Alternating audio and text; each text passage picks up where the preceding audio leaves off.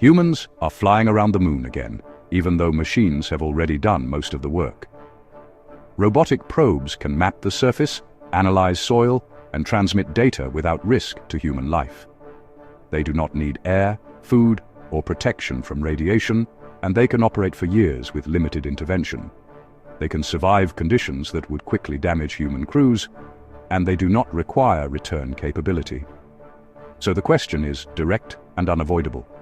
If machines are more efficient, less fragile, and significantly cheaper, why send people at all?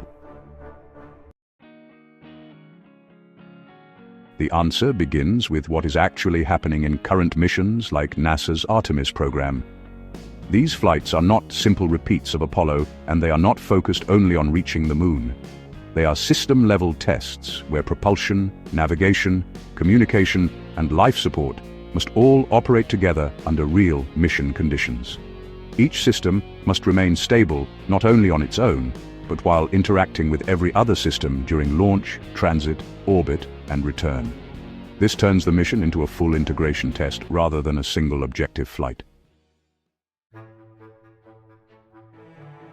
A robotic mission can test individual components, but it cannot test the full human environment. Once a human is on board, pressure must be maintained within tight limits, oxygen must be continuously balanced, temperature must remain stable across compartments, and waste must be processed without interruption.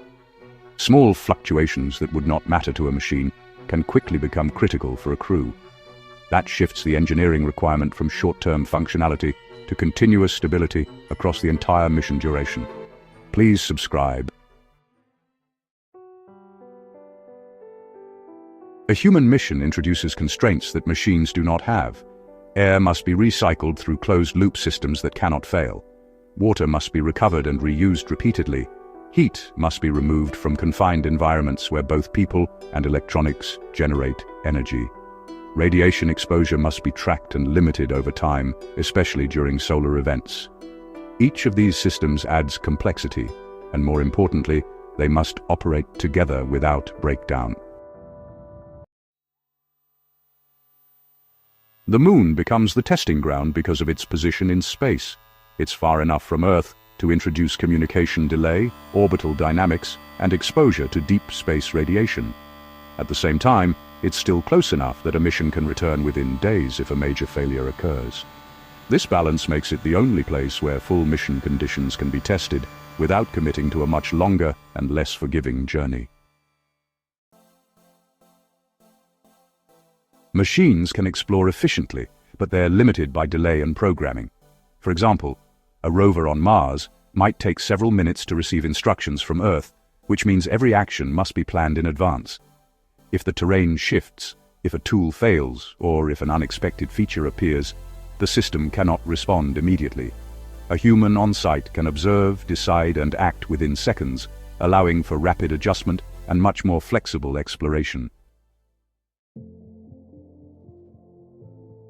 This creates a division of roles rather than a competition.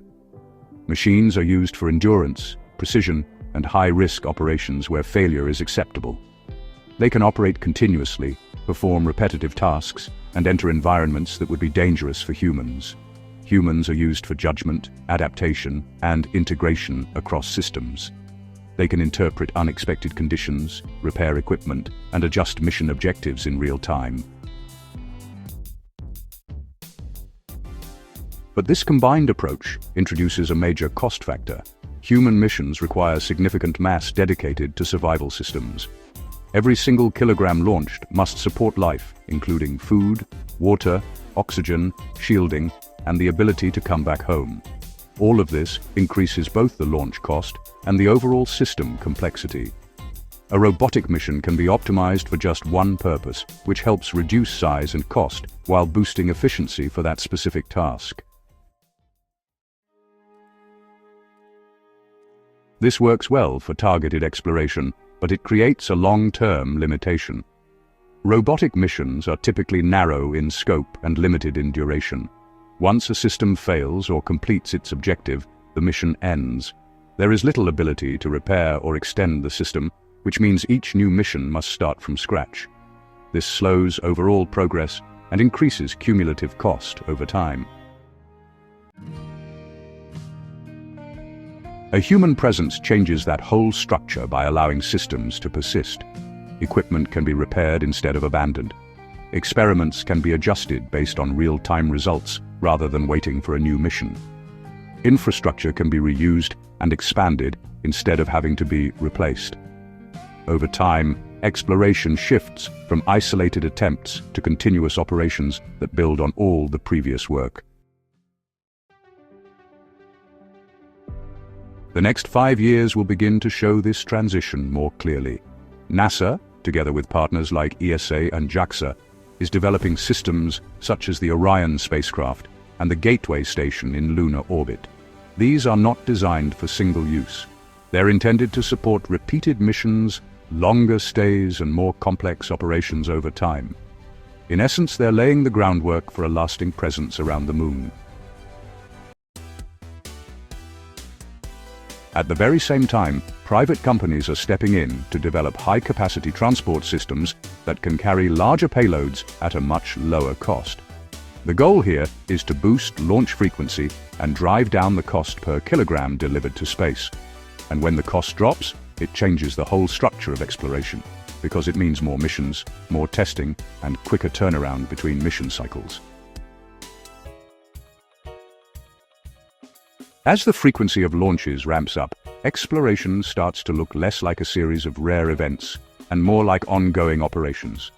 Instead of one mission working all alone, you get multiple missions happening at the same time, all supported by shared infrastructure. Communication networks, power systems, and transport vehicles begin to link together, forming a connected operational system rather than just a bunch of separate projects. This expansion introduces new types of risk.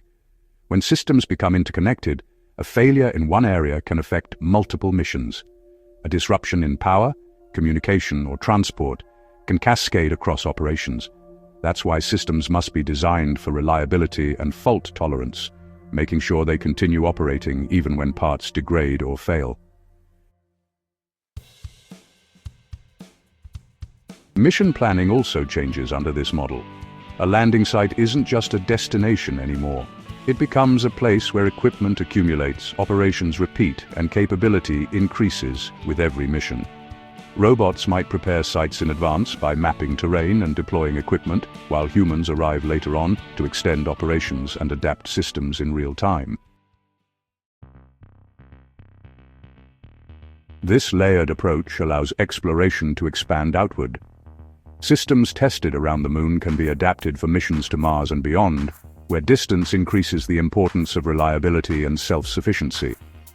The same structure applies, but with even greater emphasis on systems that can operate independently for long periods without direct support from Earth.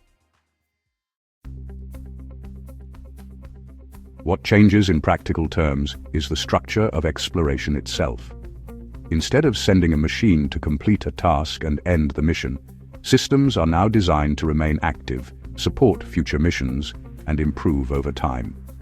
Humans extend what these systems can do through decision-making and adaptation, while machines provide stability, endurance, and continuous operation. The result is a shift from exploration as a series of isolated missions to exploration as a sustained presence. The focus moves from just reaching destinations to maintaining operations, expanding infrastructure, and increasing capability over time. The moon becomes the first place where this model is tested under real conditions, acting as a stepping stone for deeper space operations. What was limiting before was the one-mission model, where each attempt ended and progress reset. What changes now is continuity, where systems remain active and build on previous work. This enables faster learning, lower long-term cost, and a steady expansion of capability beyond Earth orbit, defining how the solar system will be explored in the near future. Please like and subscribe. Thank you for watching.